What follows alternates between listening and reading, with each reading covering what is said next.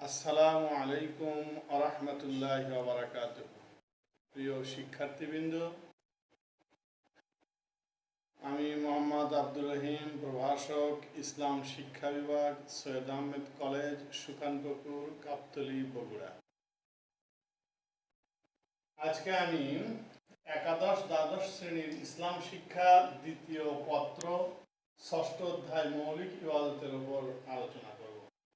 আজকের মূল আলোচনা হবে ইবাদতের পরিচয়, মৌলিক ইবাদত, ইবাদতের প্রকারভেদ এবং এর গুরুত্ব ও তাৎপর্য সম্পর্কে। মহান আল্লাহ তাআলা মানুষ এবং জিন জাতিকে তার ইবাদতের উদ্দেশ্যে সৃষ্টি করেছেন। পবিত্র কালামে পাকে তিনি ইরশাদ করেন, ওমা খালাকতুল জিন্না ওয়াল ইনসা ইল্লা লিয়াবুদুন। আমি মানব এবং জিন জাতিকে একমাত্র আমার ইবাদতের উদ্দেশ্যেই সৃষ্টি করেছি। দৈনন্দিন জীবনে মানুষ আল্লাহ তাআলার আদেশ যেমন সালাত, যাকাত, সাওম, হজ পালন করা এবং নিষেধ যেমন সুদ, ঘুষ, হিংসা, ব্যভিচার ইত্যাদি পরিহার করে চলাকে ইবাদত বলা হয়। আজকে আমরা ইবাদতের পরিচয় সম্পর্কে জানব। ইবাদত আরবি শব্দ, এর অর্থ হলো ইবাদত আরবি শব্দ এটি আব্দুন শব্দ থেকে এসেছে। এর অর্থ হলো দাসত্ব করা, গোলামি করা বা আনুগত্য করা। ইবাদত আরবি শব্দ আব্দুন থেকে এসেছে, অর্থ হলো দাসত্ব করা, গোলামি করা, আনুগত্য করা। নিঃশর্তভাবে কারো আদেশ মেনে চলার নামই হলো ইবাদত। আর যিনি ইবাদত করেন তাকে বলা হয় হলো আবেদ। আর পরিভাষায় ইবাদত হলো যে মহান আল্লাহ তাআলা মানুষকে যে সকল কাজ করার আদেশ করেছেন সেগুলি করা এবং যে সকল কাজ করতে নিষেধ করেছেন সেগুলো থেকে বিরত থাকার নামই হলো ইবাদত। আল্লাহর সন্তুষ্টি অর্জন ইবাদতের মূল লক্ষ্য। সেজন্য আল্লাহর সন্তুষ্টি লাভের উদ্দেশ্যে যে কোনো উত্তম কাজই ইবাদত হিসেবে গণ্য হবে। মৌলিক ইবাদত, আমরা জানি মৌলিক ইবাদত হলো মূল ইবাদত, যে ইবাদতগুলি চারটি ভাগে বিভক্ত। এক নম্বরে হলো আসসালাত, দুই নম্বরে যাকাত, তিন নম্বরে হজ, চার নম্বরে সাওম বা রোজা। মৌলিক ইবাদতের এক নম্বরে সালাত বা নামাজ রয়েছে। সালাত এমন এক ইবাদত যা দৈনিক 5 বার মুমিন মুসলমানগণ আল্লাহ তাআলার নৈকট্য হাসিলের উদ্দেশ্যে রুকু সিজদার মাধ্যমে করে থাকে। এই সালাত মানুষকে আল্লাহ তাআলার অতি নিকটে নিয়ে যায়, যাকে আমরা নামাজ হিসেবে আমাদের বাংলায় পরিচালিত আছে, যদিও শব্দটি ফার্সি। দুই নম্বরে যাকাত। যাকাত হলো আল্লাহ তাআলা যাদেরকে নিসাব পরিমাণ সম্পদ দিয়েছেন তারা বছরে একবার যাকাত আদায় করবে। প্রত্যেক ধনবান মুসলমানের উপর যাকাত আদায় করা ফরজ। যাকাত মানুষকে অর্থের প্রতি সীমাহীন মোহ এবং কৃপণতা থেকে মুক্ত রাখে আর দরিদ্রদের প্রতি দরদি করে তোলে। তিন নম্বরে হজ। হজ এমন একটি মৌলিক ইবাদত যা নির্দিষ্ট সময়ে পবিত্র কাবা শরীফ প্রদক্ষিণ করার মাধ্যমে এটা হয়ে থাকে। আমরা হজের সংজ্ঞায় বলে থাকি নির্দিষ্ট সময়ে নির্দিষ্ট নিয়মে পবিত্র কাবা ঘর প্রদক্ষিণ করার নামই হলো হজ। হজ আমাদেরকে বান্দাকে আল্লাহর সমীপে সঁপে দেওয়ার জন্যে শিক্ষা দেয় এবং ঐক্যবদ্ধ ও পাপাচার মুক্ত জীবন গঠনের প্রেরণা দিয়ে থাকে। 4 নম্বরে সাওম, যাকে আমরা বলি রোজা।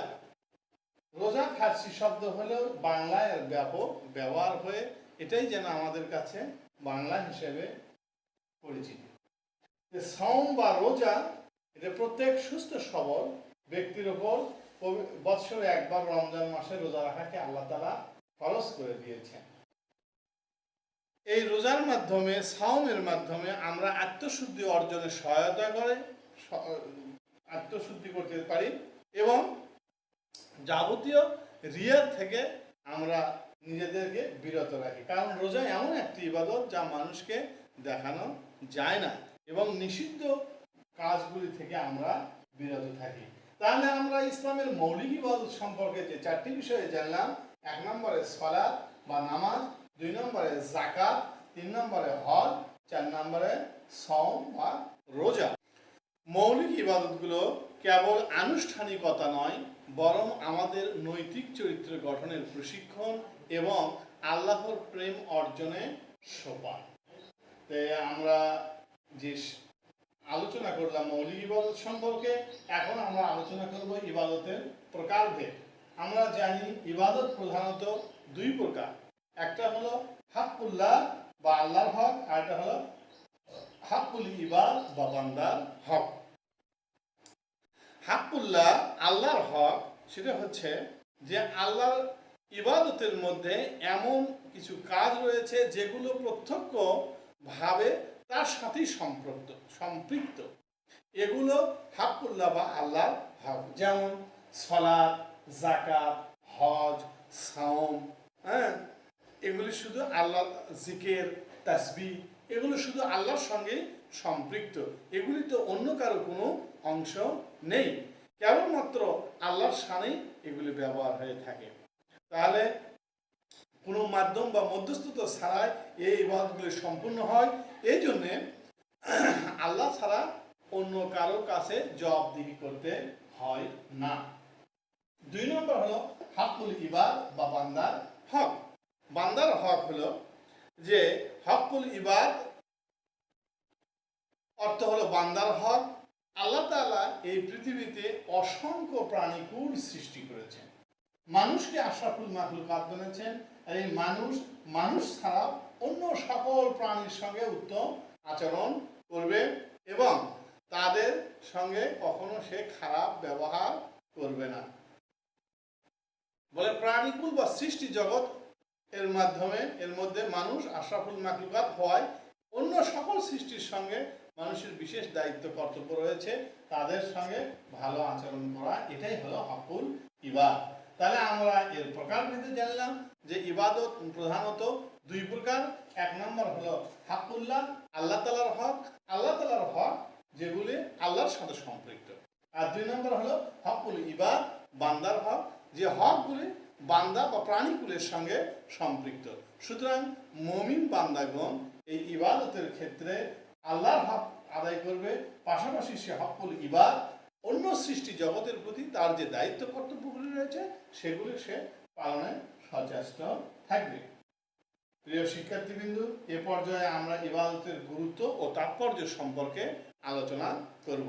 আমরা শুরুতেই বলে এসেছি যে ইবাদত হলো যে আল্লাহ আমাদেরকে যা করতে আদেশ করেছেন তা করা এবং যা নিষেধ করেছেন তার থেকে বিরত থাকা। ইবাদতের মাধ্যমে একজন মুমিন বান্দা মুমিন হিসেবে টিকে থাকে আর মুসলিম ব্যক্তি মুসলিম হিসেবে জীবনযাপন করতে পারে। এজন্য অন্য সকল জীবনযাপন করতে পারে। ইবাদত ছাড়া বান্দা মুমিন মুসলিম থাকতে পারে না।